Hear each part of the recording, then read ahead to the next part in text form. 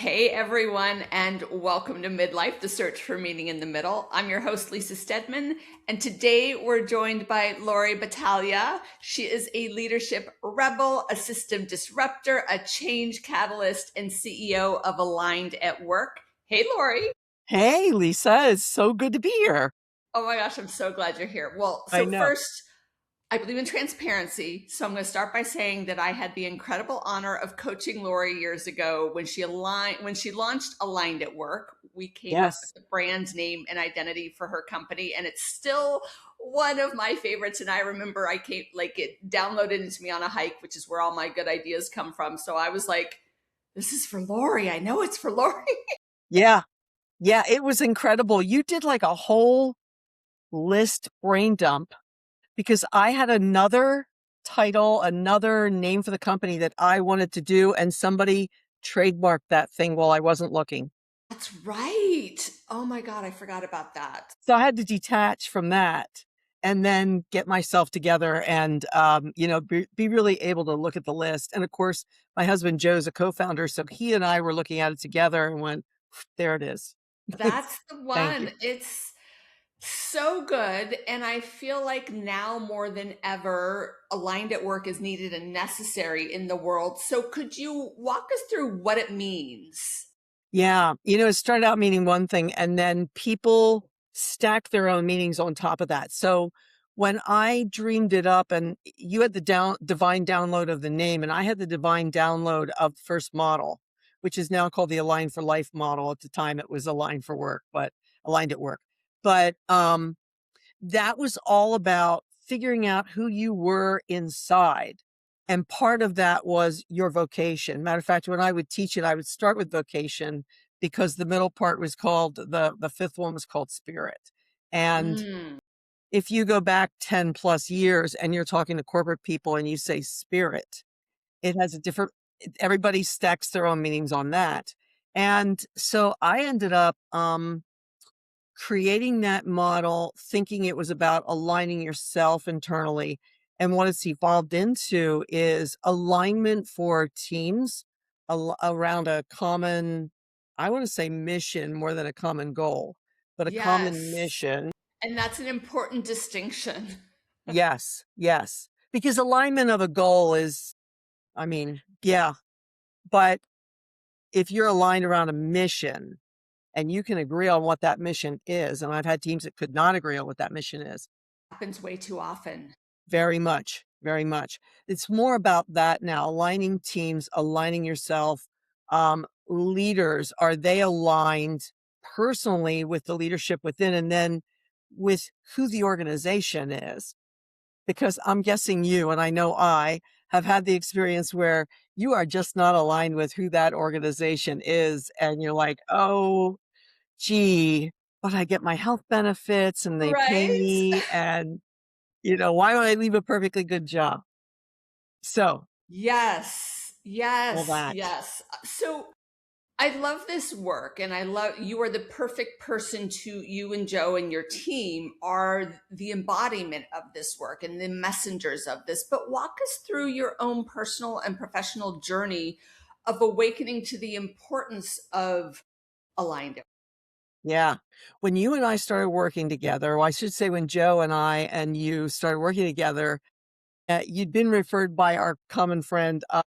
He's not common though, but Rick, not at all common, the coming out coach. And he probably has a new brand by now, but that's I how I knew saw him him on a then. video recently through the Speakers Lab.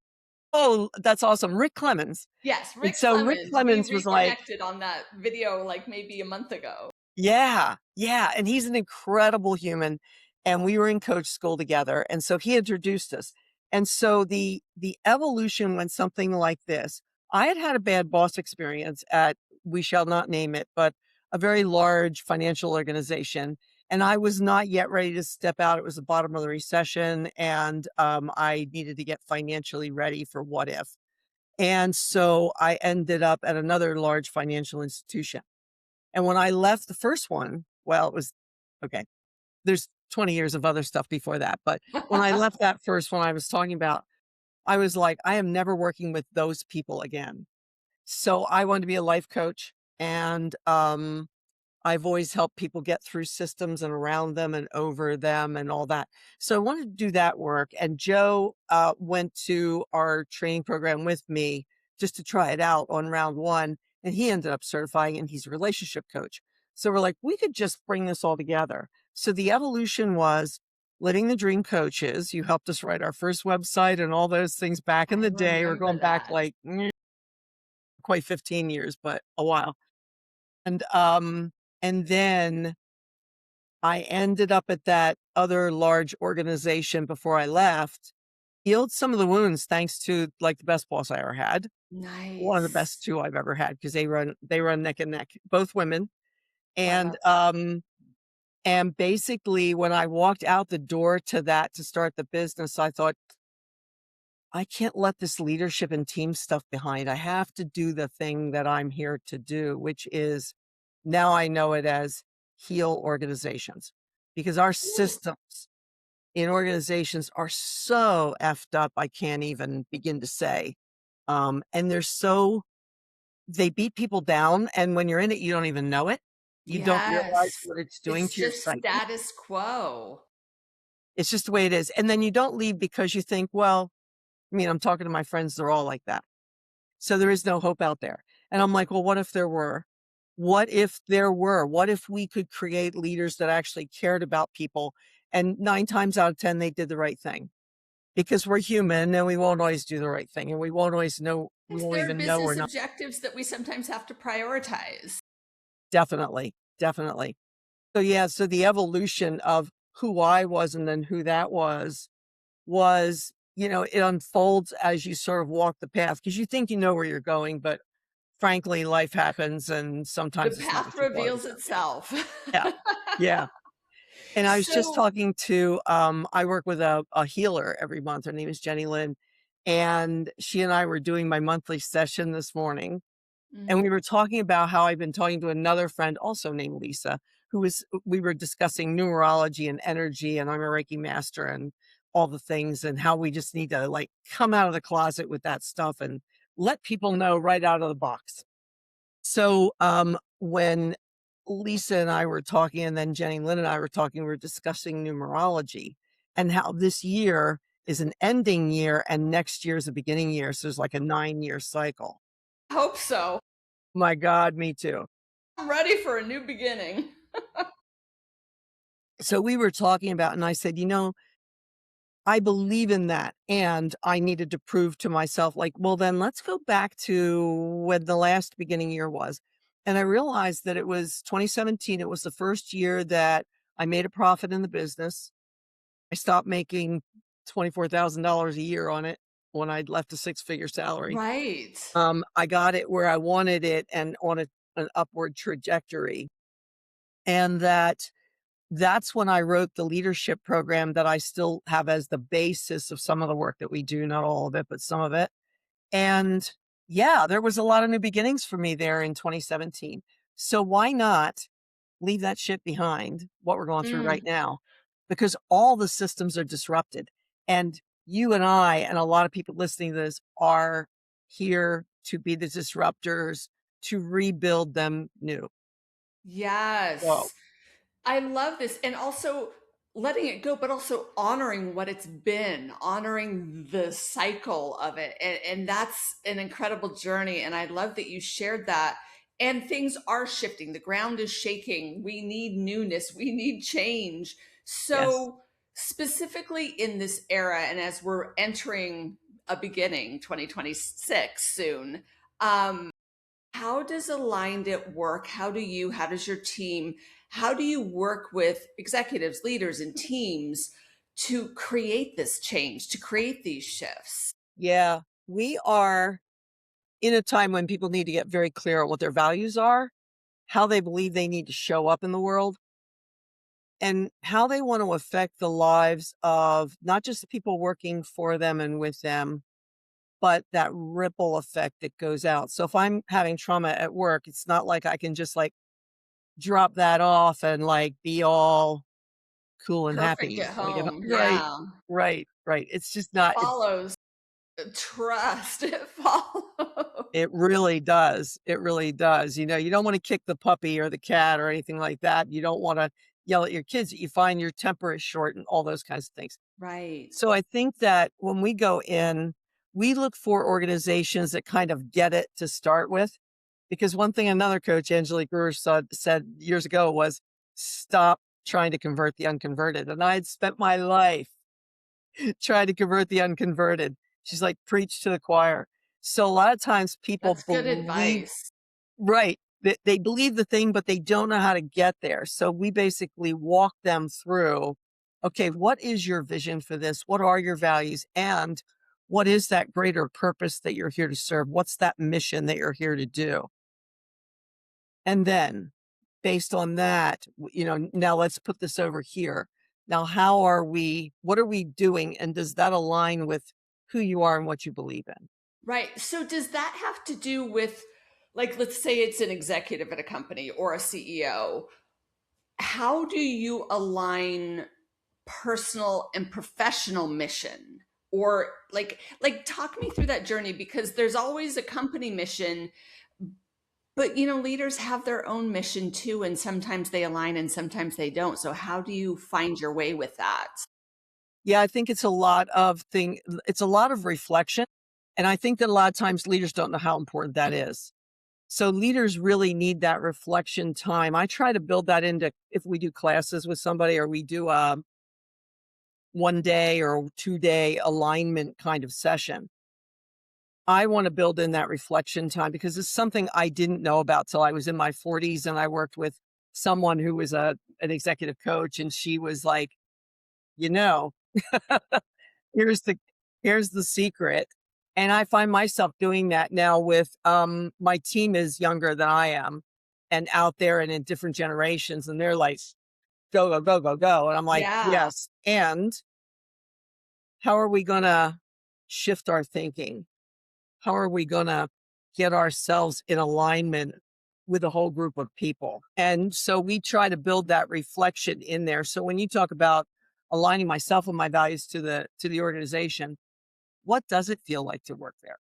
And I tell Yes. people when they're walking in the door new, that's probably as good as it's going to get because it's like first date nice, or it should Yes. be Yeah. before we kind of show everything. But yeah, I think you need to really reflect on what your boundaries are. Like, how bad is it going to have to get before you go?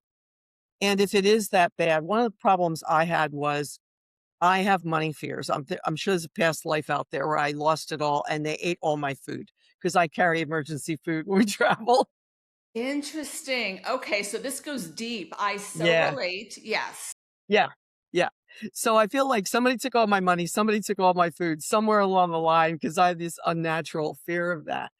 So I dreamed up being in business for myself 22 years before I actually did it. Yes. And it took me that long to get there because of the money fears, and I'm a very responsible person. So all that to say, I forget where I was going to go with that. Well, that could Midlife. align with values, personal and Thank you. professional Thank you. values. Yeah. So yeah, so you do stay sometimes in situations that are bad for you, marriages, jobs, whatever, but know why you're doing it. And what I was going to say was people will often say like, you'll know when it's the time to leave. And I remember crying, which I don't do very often, crying to Joe and saying, I fucking knew it so many times that it was time to go, but I couldn't. I couldn't bring myself to do it because I couldn't walk away from the security. Yeah. I say it that way because like these days and Yeah. and for What my whole career, security? there's no Yeah. security. There's So, more security in this. right. So what was that decision point where you actually, because yeah, I left a corporate role in August. I had been there for 3 years. I was very comfortable with the security, Mhm, and I had wanted to leave for probably, if I'm honest, I was there 3 years, a year. I wanted to mhm. leave for a year, but I was like, no, no, I got plans. We got plans. This is the money train. Choo choo. Here we go. And I just remember the moment in the hallway of our house. My husband works from home and I was working from home that day. And we met up in the hallway and I put my back against the wall and I slid down the wall and I said, "How did I get here? Because Yeah. now I have to leave." Yeah. And it was Yeah. like so painful because it wasn't the plan. I have to leave in that second to the last company because I feel like that's where I used to say my guides and angels made it so bad that I had no choice but to go. Yeah, exactly. It Because was that clear company because it tends was to so take bad. right. That Yeah. company tends to take people over 50 and push them to the walls and minimize them and just shun them and cut them off. I mean, they call it refirement there. So behind the scenes. Yeah. And so it suddenly was my turn. And I thought when they started talking to me about demotions and things like that, and that's not who I am, but to bring the midlife part in, I was now like 54, 55 years old. I'm I had 54. uncovered Yes. my real hair a couple of years before that. And I'm like, well, maybe this whole menopause, perimenopause thing, maybe I have lost my edge. Maybe I'm not who I think I am. Maybe. So when I left that role, it was after a wonderful woman named Deborah took me to lunch and she said to me, among other things, reclaim your power. Ooh, And then the job showed up. Like the job was already in the works, but I didn't know it. But the job showed up that I was going to jump to because again, it's the bottom of the recession. This is 2010 and I'm in coach school. And so the nice thing about that was being in coach school, I could walk into the last place that I worked and say, I need to know the hours and I need to know the work life balance. And here's why I'm in school and I got to get out and get home and I take a train and it's complicated. It takes an hour and had so I had those conversations up front instead of getting there and going, oh my God, I hope it's okay. right. So I had them early and they didn't scare my boss, Sherry, at all. So to her Okay. credit, she was Okay. like, well, here's So how it works. I'm like, I okay. want to, we have a couple questions I want to get into, but I want to, this midlife getting pushed out thing, I think is becoming, I think it's always been a thing. I Yeah, think it as has. companies are becoming more cutthroat, Mhm, they're doing it more on the regular. mhm, Um, it's a mhm. challenging time professionally. There's new generations who will work cheaper. Cultural shifts happen. AI, Ageism is real. yeah. AI is here. So, how can midlife professionals feel more aligned at work? How can they navigate this tricky terrain? I think what's nice about midlife is for many people now you and I had my son so young, I'm almost doesn't have a child. He's in his 50s now and, Okay. so I had my son when I was 17. So I had the mothering part done pretty early on. Yes. And you were a surprise mom at one point when you were raising I got a Joe. 14-year-old now. Yeah, yeah, I remember when she was so little. And so, in a lot of cases, we don't have you get to that point where sometimes you're in the sandwich generation with kids and elderly or older aging parents, Yep, or that's where somebody I'm sick in the at. family or whatever. 84-year-old dad, 14-year-old kid. Yeah. Yeah. So you're kind of there. But there tends to be some points where, especially with women, they get into their late 30s, early 40s, and suddenly they're like, I have to get them away from this crap. I have to get out with either my friends or I go on a retreat or whatever it is. And I think, again, when you can pull out of the situation, like one thing I love to do with executives is if we're going to do visioning, I do not want them on site. I don't want them in the same. Good When I do call. visioning, I don't sit in this office and do it with its cluttered piles and things like that. I at least take myself out to a coffee shop.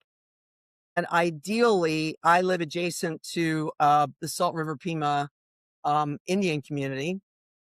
And if ideally I get somewhere I can look across that land. Now they've developed part of it, but if I can get to the other side of the highway, I can look out to the land that's undeveloped. And that just like that sunlight and horizons, Mm, mm, yes. perfect thing for.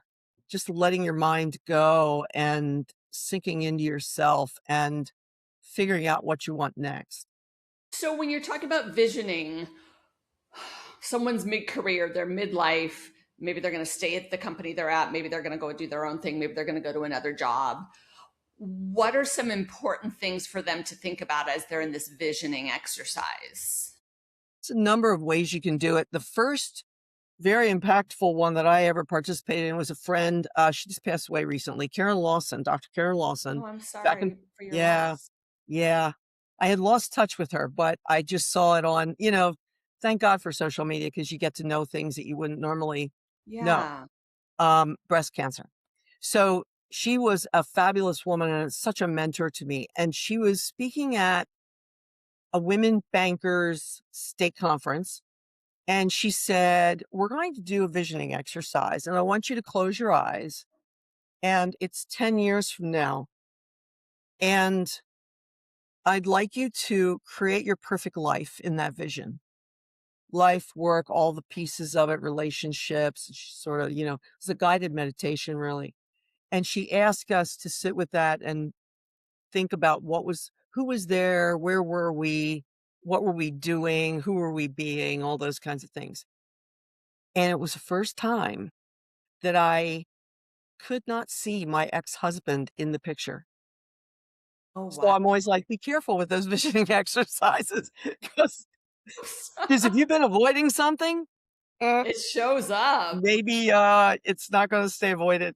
And I could not see him. He was not there.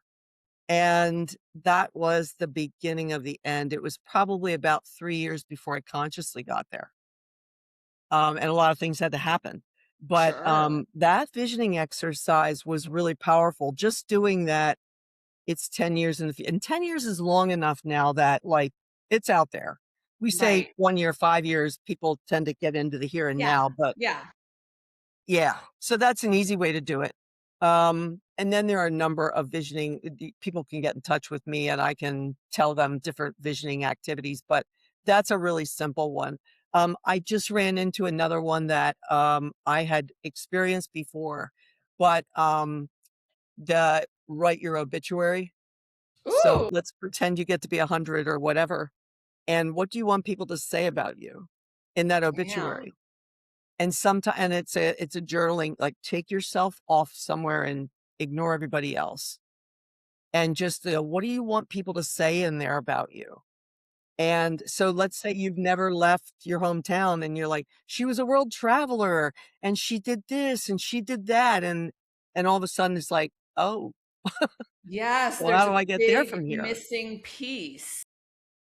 Ooh, that for some reason I need to do that exercise because that is really speaking to me. I'm doing it again. I'm doing those things again because I turned 70 in next May and I got to figure out like, who do I want to be when I grow up? I can't keep Right. just slugging along and not give it thought. When, I'm a big believer in if you're going to preach it, you better eat it too. You're Oh, going to bring it to the table. You better yes, eat some of ma'am. it. Yeah. Yeah. Wow. Man, I don't know why that obituary one is really resonating for me. So thank you. That is You're my welcome. takeaway, but hopefully You're other people are welcome. getting value from this conversation. Yeah. I want to circle back to something else. So, in my role that I left, I was director of internal comms as well as copy director, and in addition to that, I was volunteer chair of our Culture and Belonging Council. Love it. So DEI is something that you and I really care about. It's something that's Yes. deeply important to both of us. We're in a Yes. climate Oh, where DEI is being not yeah. only discouraged but not funded. I have folks in education and research who've been told to take it out of their grant materials if they want to get funded. um, how can we support these kinds of initiatives in the workplace? They are desperately still needed Yeah. given the political climate, Yeah. Mhm. and the de-emphasis and really the shaming or shunning of DEI. Yeah, yeah. Well, I like to tell people I wrote an article that got a lot of, like, a lot of attention on LinkedIn And it didn't go viral or anything like that, but boy, I got the right people looking at it and I got some Good. opportunities to speak and things. So, it was about how DEI is not dead. And there is a wonderful woman, Nancy Levine Stearns, who in her, "Hey, I think I'm gonna retire" time was like, "Nope, guess I'm not." And she decided to follow the meetings, the public, like, company meetings, the annual meetings out there, which now you can attend virtually, who knew? And, I just haven't Interesting. paid attention to that. And Nancy did, and she started going and watching when Robbie Starbuck and some of the others were proposing anti-DEI measures, like put it in the get the company folks to vote, the shareholders to vote on it. Those things got voted down 100% and at a margin of usually 95% of the votes, saying that's bad for business. If you take DEI out of the picture, it's bad for business. Why That's would what we do that? shareholders were saying? Yes, That's awesome. it is. It is. Okay. And if you think about the big institutional blocks that vote, let's face it, you and I have how many votes? But think about BlackRock and Vanguard and Fidelity and those big institutional, Yes.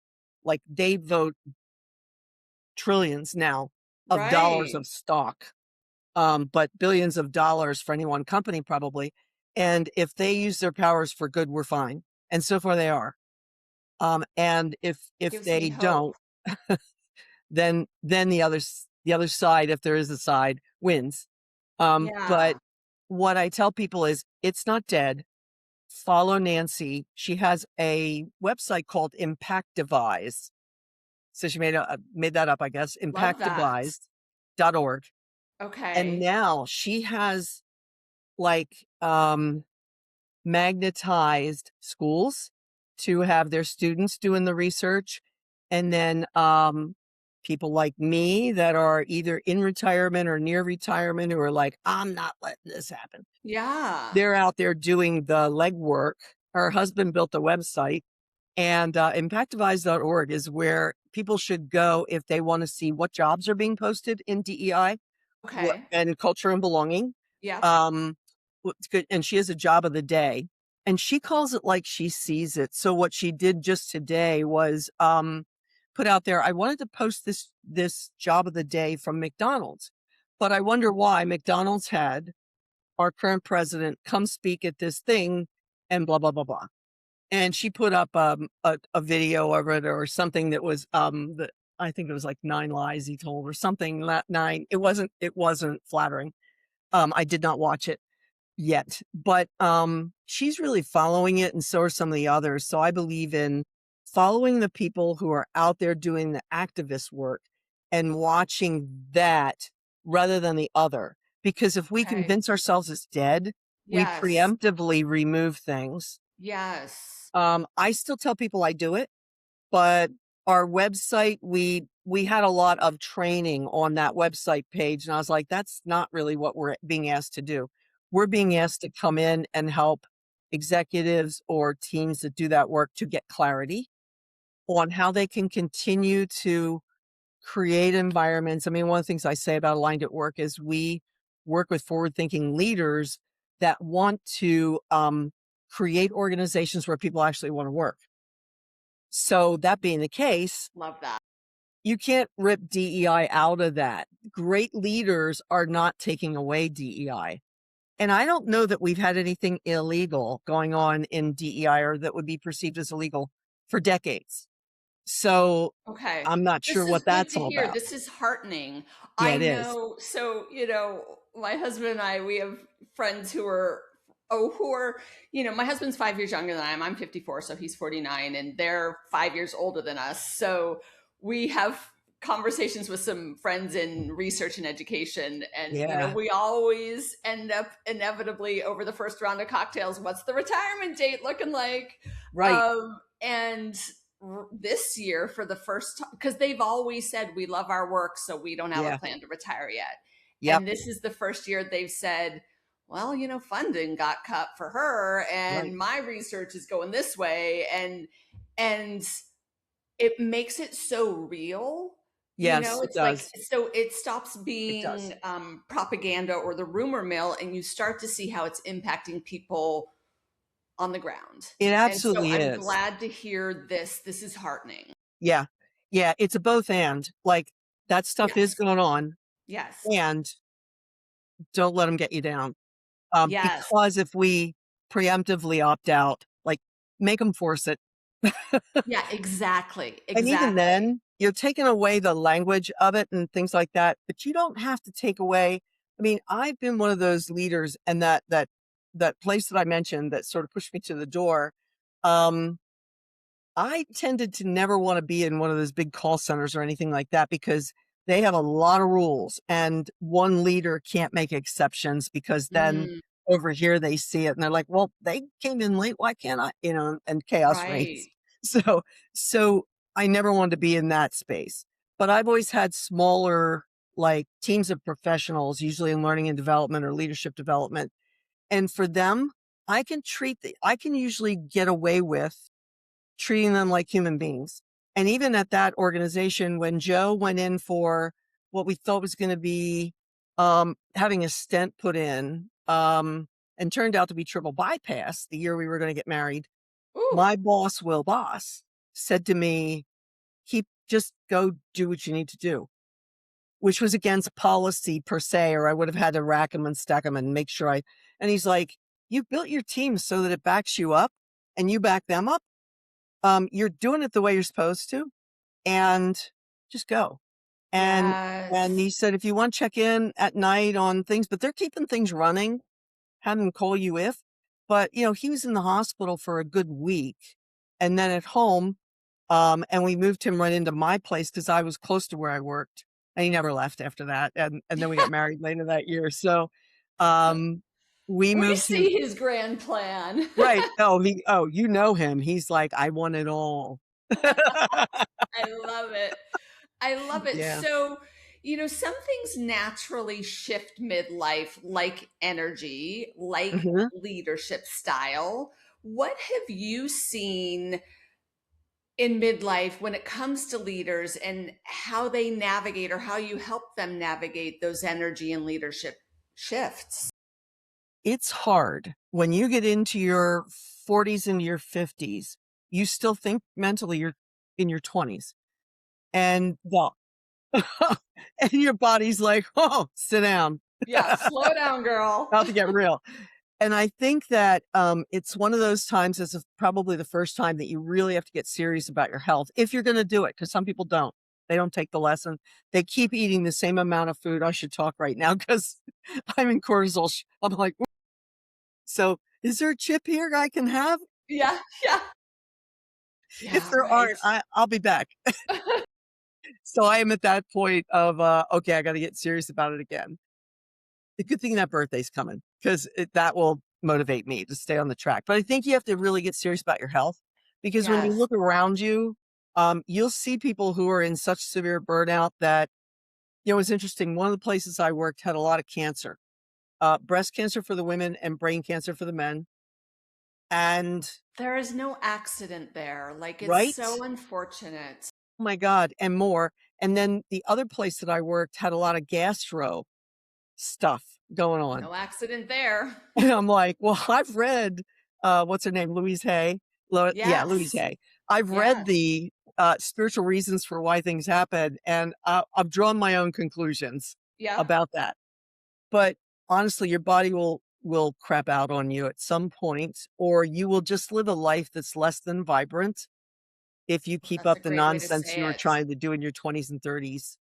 And you learn that you can't, like, I'll give you an example. Yesterday, the night before, I was in here doing some work, and I thought it was 11 o'clock, but it was only 10. And I was like, whoa, I can keep going. And I went, because I'm a night owl. So I'll do my things in the daytime and then I'll do some work at night, quiet work at night. Well, I, for whatever reason, didn't get in bed till 12:30, and I had to get up at 6:30. So that's not a lot of sleep. And then my cat decided that I was the most pretty thing he's ever seen in the middle of the night. So he came up for multiple pets and Yeah. purring and pesting. And so I didn't have a good night's sleep at all. And I had a live yesterday morning, and I did the live, and then my energy just went, okay, I got you through that. But suddenly everything after that, I couldn't find words. I'd be like, what was I saying? Like all the time.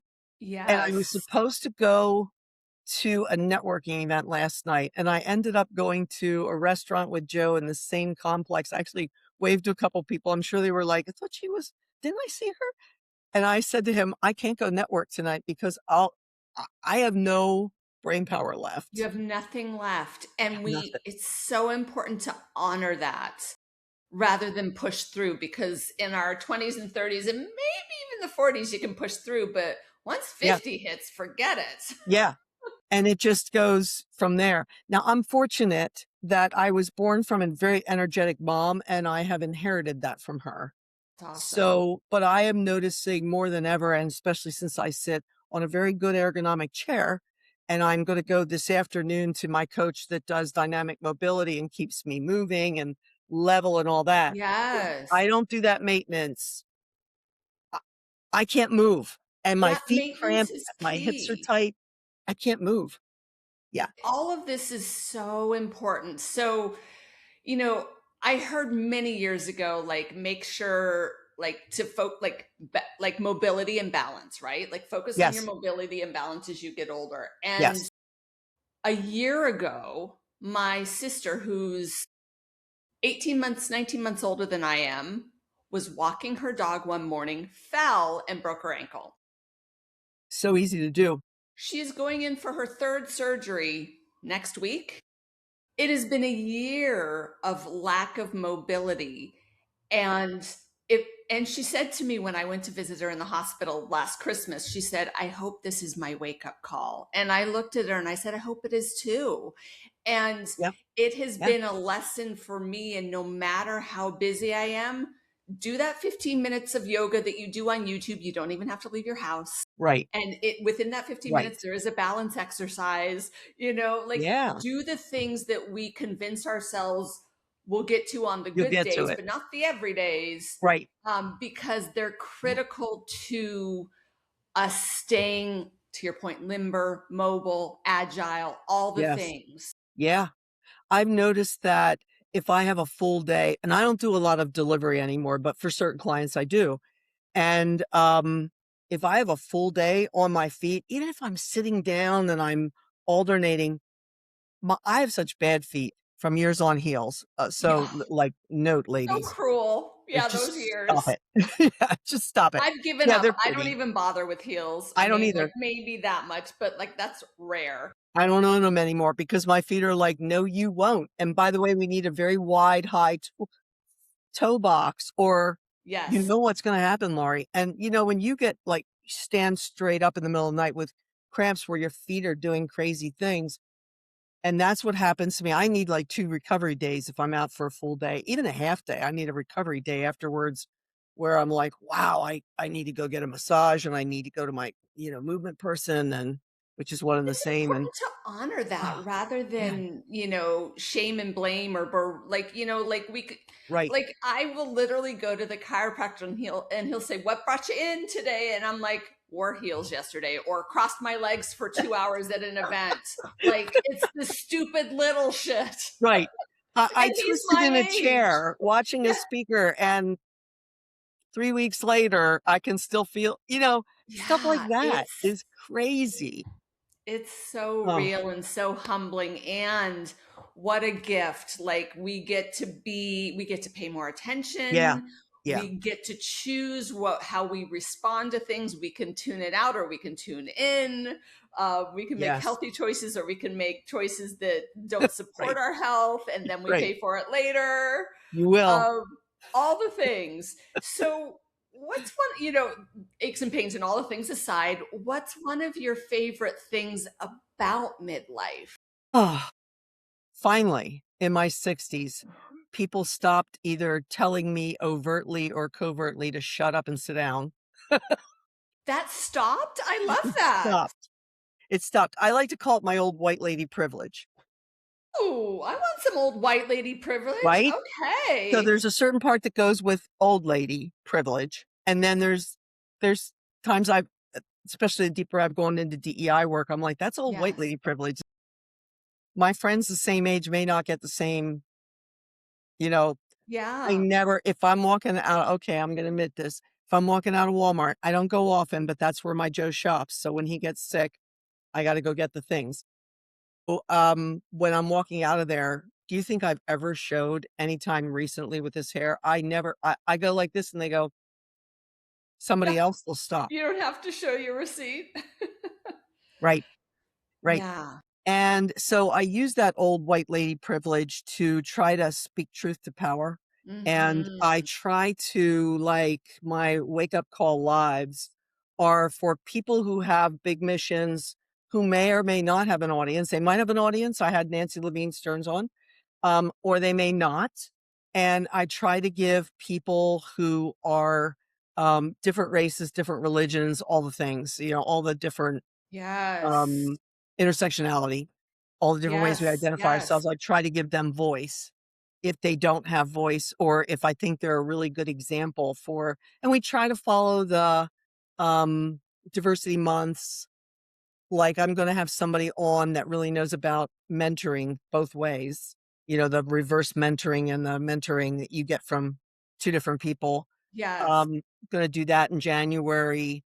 February is Black History Month. Mhm. I've got some ideas there. Let me think. Women's history, and Women's then there's history and then AAPI in autism. April. Yeah, AIB. Yep. Yeah. Yeah. So I will try to get somebody that represents that, either from my network, or now I'm starting to run through the obvious choices because I've been doing it Mhm. for a couple of years, and I'm having to come up with other people. So Good. that's a challenge to me.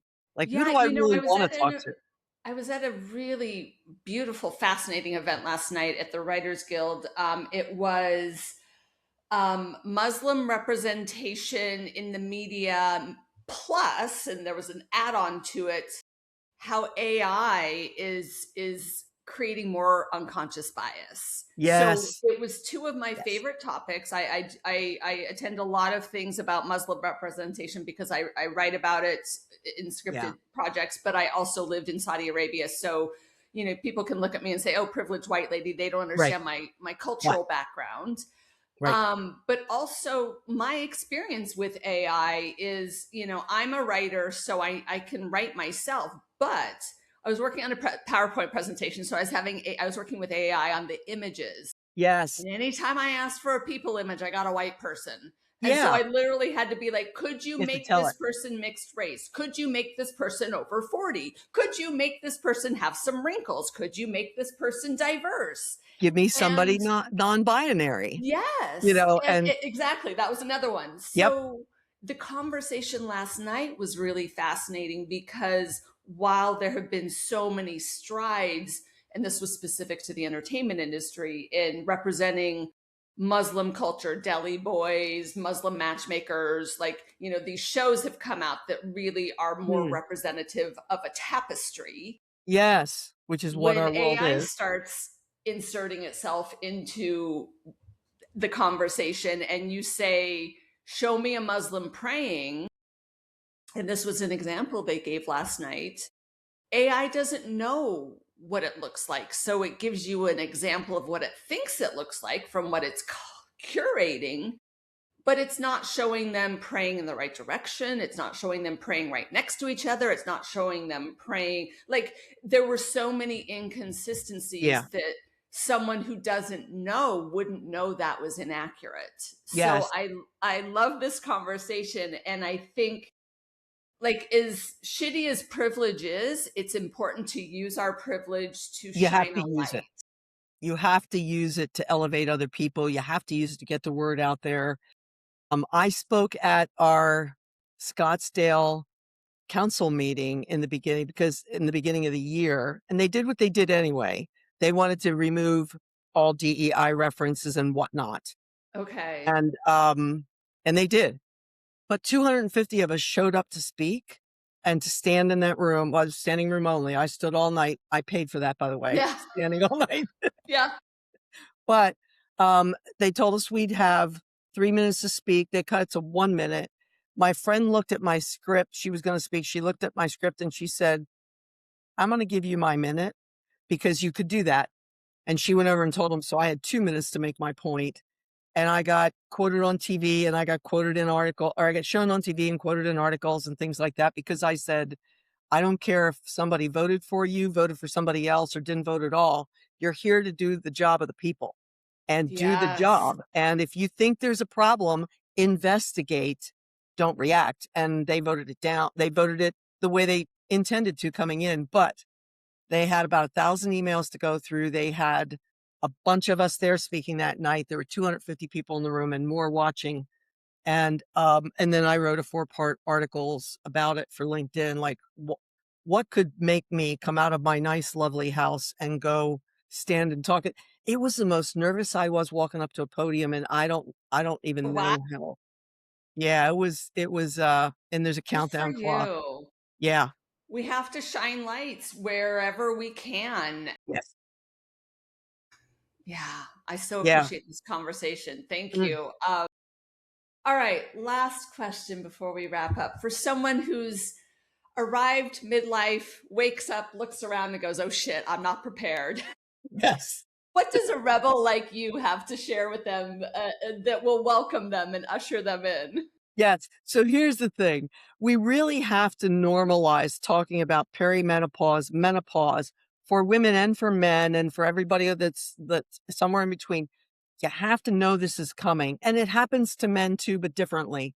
But Yes. we have shoved that shit into the background for so long that when I first started losing track of things, I was 43 years old. I was in a brand new job, and the people on my team were less than welcoming about it. And I found myself I felt like they were starting every conversation in the middle and not giving me context, which frankly they Okay. were, but which may or may not have been intentional initially. So I thought something was seriously wrong with me. And I came home and I said to Joe, I don't know if something's like wrong with my brain because Mm. I can't multitask as much as We I could. so internalize it. I Yeah. can't do 12 things anymore. Oh, so I think frustrating. something's wrong. And he goes, I don't think there is, because he's a medical guy. I don't think there is. But I mean, if you think there is, I mean, you could ask your doc for an MRI or whatever. And I'm like, I don't know. But there was no data. There was no anything to read. There weren't people who knew anything about it. Now, Facebook will put up everything from, how to take care of your lady parts in these days to, oh, hormones and bioidentical hormones and all the things that I do going to my naturopath Yeah. to keep alive and vital and all the things. But nobody's talking about that, just like nobody ever talked about periods.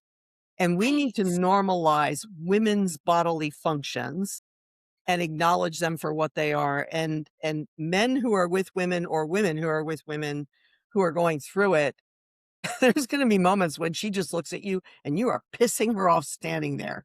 It is And it's so not fair to them, but God bless it's them for not. being on the journey with us. It is not fair at all. And it's Yeah. going to happen. And Yeah. thankfully I caught myself after 2 or 3 times that I snapped Joe's head off about I don't know what. And I never had mood swings because I was a pill girl for years, so I never had mood Yeah. swings. And suddenly I was swinging from the trees, and the Oof, it's 3rd real. time, I was like, "Something's happening here," and then I realized what it was, but nobody was there to tell me about it. So, Yeah. I think we really need to normalize aging for all genders and acknowledge it for what it is. And rather than, keeping it stuffed down, say things like, I'm having a moment. I think I need to go take a Yes. break. I need to give myself a Yes. time out and go do what you need to do. I think Mm. so. I had a plan at at my last job. I still have not had a hot flash, but my plan was Right. I don't if get I a lot got of a it. hot flash at work, especially in a meeting, I was going to stop the meeting and say, "Hey, everyone, I'm having my first hot flash, and we're all going to acknowledge it." I love it. Yes.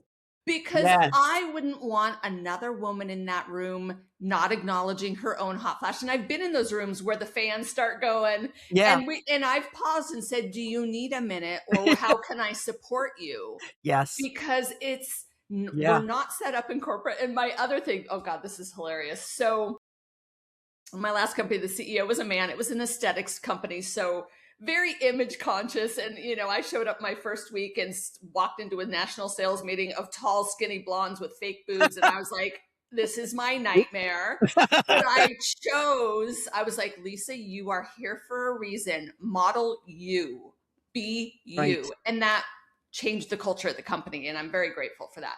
However, the thing that I just laugh about is our CEO was a great guy, loved him. We had a great relationship.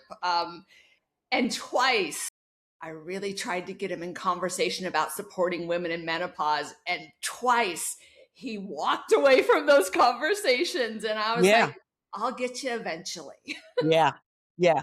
I'm starting to see some of the ones on like I do Facebook. I don't do like TikTok and stuff. Yeah. Um, and the Holderness Family and Dude Dad, like those guys are hilarious about talking about the things that are going on with their wives. And Talk oftentimes about it. they act it out as if they are the wife. Yeah. It's Normalize hilarious. it. It's Like, here. It's not going anywhere. mhm, mhm. And the Oh dad my bod gosh. veteran, he's another one. There's a lot of guys that are sort of bringing it out of the closet, like, I love "Hey, it. guys, if your wife is, like, we gotta talk because I'm following what I was told to do, and now I just got yelled at for doing it," and, all the things that You happen. will be wrong, and we Yeah, apologize. yeah, you should just go take a walk, but not if she doesn't want you to. Yeah, exactly. Oh my And gosh. this too shall pass, because then It you come will. out the other side. You're still sleeping hot. I don't have hot Okay. flashes either. You're still sleeping hot and restless. I wanna go back to the days when I could sit in a noisy theater and fall asleep and not Right? snore because I have sleep apnea. Like, is that too much to Yes, ask, when you really? could fall asleep no matter what was happening around Yes. you. Those Yes. days were magic. Oh, and we didn't know. We We had didn't no know that we're idea. gonna be gone at some point, so I here had we no are. idea that sleep was gonna be my favorite thing, and so precious and so guarded and so protected. Oh my god. Yes. All that. Oh my gosh. All that. Laurie, thank you for joining us in Midlife today. This was such a Thank you. pleasure. Yes. I was so thrilled that you asked me. Thank you for having me on, Oh, and my pleasure. I love talking about this stuff. Yes, to be continued. And so, for everyone who's joined us today, let us know what's resonated. We always want to support you in your midlife journey. And welcome to Midlife, y'all.